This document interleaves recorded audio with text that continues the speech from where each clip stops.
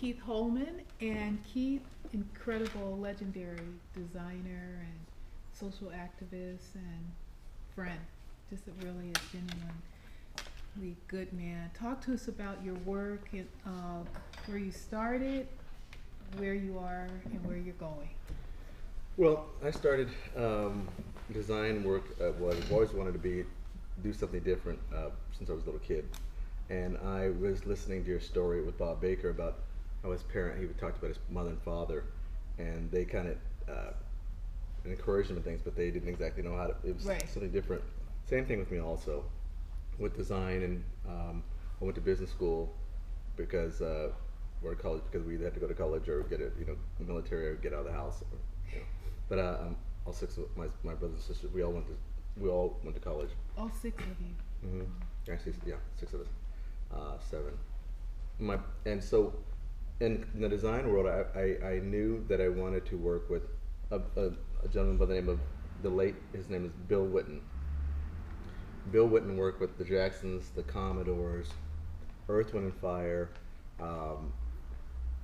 Lionel Richie, Neil Diamond, Kenny Rogers, Siegfried and Roy, Patti LaBelle.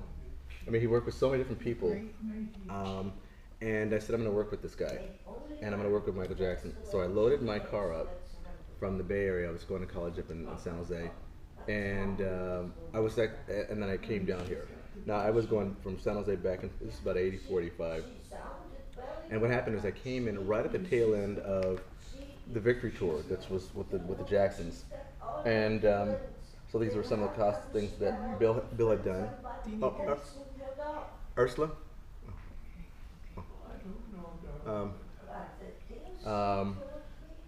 So this is how it started, and from this, The Victory Tour. I'm sorry, the Victory Tour. How did you contact him?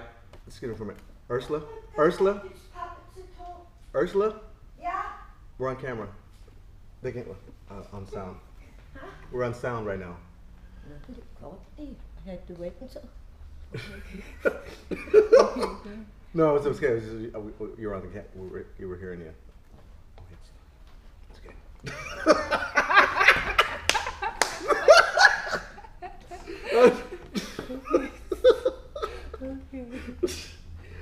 Okay. You need to start from. Okay, so how did it start? How did you get in touch with him? No, you need to go back to the original question that you asked, just to repeat it, because it was. Okay. Okay, yeah. All right. So you were in college in San Jose. I'll, No, he's gonna get the laugh. well, because she's a comedian. Yeah. Right. Okay. That was good. That was a good one, Ursula. So I was going to college at San Jose State, and at the same time I was trying to take design. I was going taking design classes in school too. So I was doing two different things, going to two different schools. And I came to Los Angeles. I would come over the weekends sometimes, and I would try to find where Bob Mackey's office was, which I did, and I went to go visit him and see if I could do some kind of work for him. Just a cold call or by introduction? I or cold appointment? call. Just cold call. I just walked in the office. Just go in I there. walk right in there and say, I'm supposed to be here. I'm supposed to be here, and that's it. Here I am. I did, and so their office sent me down. That's when they were on Melrose, Elizabeth Courtney, by La Cienega. So they sent me a few blocks away to a woman who had beading, who did bugle beading in the shop, and so I went to her, and she told me, she actually said I could do a little bit of apprenticeship work with her, but she said, I said, where does Bill Whitten get his things? Well, he does it here, and also another woman on Sunset Boulevard. So I said, I've got to meet her too. So I went up on Sunset Boulevard, and the woman's name was Stella Ruata and Bessie Nelson, and it was called Artistic Hand Beading. And I walked in this place, and there was work being done by Bob Mackey. There was work being done by Bill Blue, by so many different designers were getting their things done. I mean, as far as them actually made. And so this is the place for me. So I volunteered my time for free at this place. I don't care whether I swept the floors, cleaned the windows, whatever. Whatever could do. Yeah. And that was, like I said, the tail end of the Victory Tour. And then I was able to see a lot of the things being made, and I was able to assist with the stuff. And it was amazing seeing things getting done. And one of the first pieces that they did for the Victory Tour was this jacket from Michael Jackson. So this was the first one, the red. And then there was a blue military jacket, blue and gold, that he wore in the White House. And then I think it was the black one with the beading on it and the gold. And there was a silver. And to be part of this, and to watch this history, and trying to figure out how the gloves were, to make the gloves, because the first glove that they did for Michael Jackson, that was put on one by one, the stones, they did it a way where he couldn't move it, and then he'd wear certain gloves where they had stones inside, and when he had the microphone, It was or he'd grab somebody's hand to shake, it would cut people, or it would they didn't feel comfortable. So I knew in working with Bill and Stella that this was something I'd never seen before, especially for men. Because up until about this point, there was nobody else wearing a lot of stuff but Liberace. And it was that Liberace-ish, which is nothing wrong with it, it just was something totally different. So the first thing with the Jacksons, the Victory Tour, and then it went to Michael, and then his first client was Neil Diamond, which was this one, yeah. And these are some of the pieces, the beading, whatever, that we do on the jackets and the shirts, and whatever. And so it was Neil Diamond, it was Kenny Rogers. We did a lot of things with Lionel Richie, which are some of these pieces here. Why do you think that this type of detail is not a part of the industry today the way that it was then? Well, first off, a lot of the people who created these, who actually sat down and actually made these pieces, It's phenomenal. are no longer with us. They passed away. They're older, and it's very expensive to do this. Very. So the talent, the workshops that create these things are no longer around. Very few people, or like Ursula, who's here, who does things. They're just not around, or they're older and they can't do the work anymore. They don't. A lot of times it's not appreciated. People don't realize how long it takes to do this. Like a glove took about 10 days to make. Socks took about the same. How would you describe this era? Glitzy. 80s glitz. How do you and describe excessiveness. now? Now it's interesting because there are some people who are kind of going back to the glitz, so this is kind of coming back in, and there are some people that go way out, and they think they need to show or do things that are to get publicity and promotion for their CDs or for their videos, which they do, that are way out. But there's a certain amount of classiness that you can still show and do something creative on the edge, but at the same time it retains a little bit of class and a little bit of style.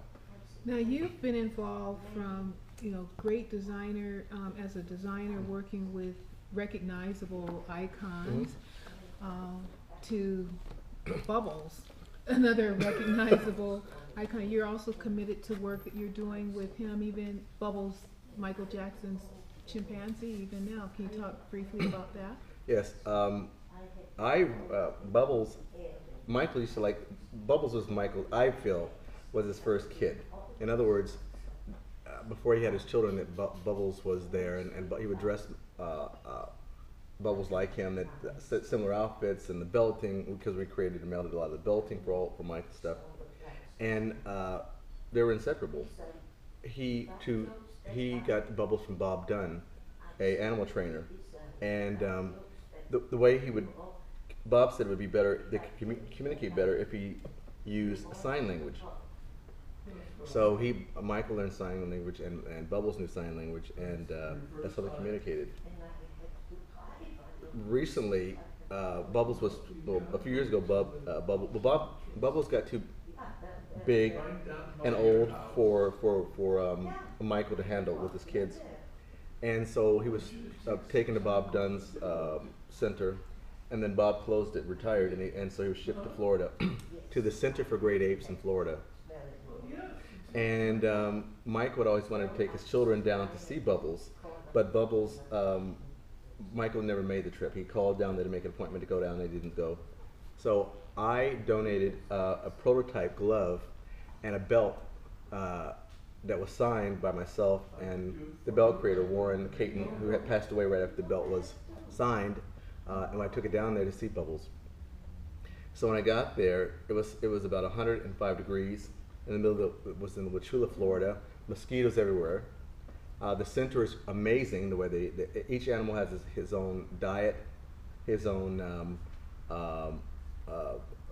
medical issues and conditions or whatever his or hers. And so I went there and I saw the facility, and when I saw Bubbles, he looked at me, and he just looked. I looked, and he saw the glove. He knew. He knew as soon as he saw the glove. He knew, and he came up to the edge of the cage, because you can be so many feet away from them, and he just looked. And he knew. And I said, "How are you?" We communicated in sign language, as much as I could remember. Yeah. And it was touching to see him. And he had his little buddies, Ripley and Stryker, and some other chimps that were in the cage with him. And they looked, and they tried to touch it. Now the other ones could have took it and ripped it, but he knew. And so we talked, and I just looked at him, and I was told by Patty Regan that he'd only done that with only one other person, that was LaToya, because he recognized her. And so it was emotional for both of us. I know Bubbles, not only does he listens to music, and he has a fascination for backpacks and the Velcro. And like I said, we communicated as much as we could, and he saw the glove, and it was just a stop. And what's interesting is that I had asked for some pictures to be taken. They started taking pictures because these were supposed to be, the glove and the belt are going to be auctioned off to help raise money to help the center. Mm-hmm. And pictures were being taken of him and the rest of the chimps. And all of a sudden, Bubbles turned around, walked away, and got up in his the bed area or an area, and he turned up against the wall. When we pulled the camera, we stopped clicking the camera, he turned around, he looked, and he came back to me. He walked back over. But as long as the camera was on, when he was tired of taking pictures, he would not come back over to us. All the other ones did, stayed there. Yeah, just, I have to show you the pictures. Right. It's amazing. Send it, I'd love to see it. That is a trip. Wow. To see that. I mean, I was blown away. And now you're a supporter of the center. Yes. In the work that they're doing. Yes. For animals and for chimpanzees. Yes. Yeah. A lot of the animals are from different movies and TV shows, and they got too big to handle, mm-hmm. and they were put into retirement. Well, some of them had never even been able to climb trees. Mm-hmm. Some of them have been in cages, or they have rescue animals that are in cages that are left in a kitchen for 20, 30 years, and they didn't see anything outside their kitchen. And so this center is amazing because they rehabilitate them. They're able to go into trees. They're able to see the sunlight. They're able to see other communication with other chimps. Why is this important to you? Well, it's important to me for several reasons. First off, when you look, if we don't do it, who's going to do it? Yeah. I talk to people sometimes and they say, well, let somebody else do it. Well, who is that somebody else? Where is somebody else? Yeah, who is that somebody else? And so I believe that it's not only somebody, it's us also. So that's... You have, among other gifts and talents, a product line mm-hmm. that's coming out. Mm-hmm. And can you talk to us about it? Yes. This product line is a perfume for men and women both. And part of the proceeds will go to help children get instruments, musical instruments, and school supplies. So for every bottle that's sold of this perfume, part of the money I give back to that. And it's Rhythm Blue.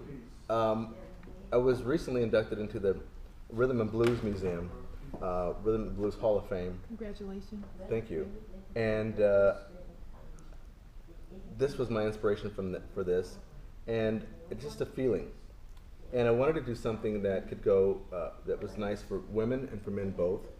And so we created, the bottle was designed by someone I know, the original design for this, and there's a copyright on it, and a trade patent pending. So it's just, to me, it has great fragrance.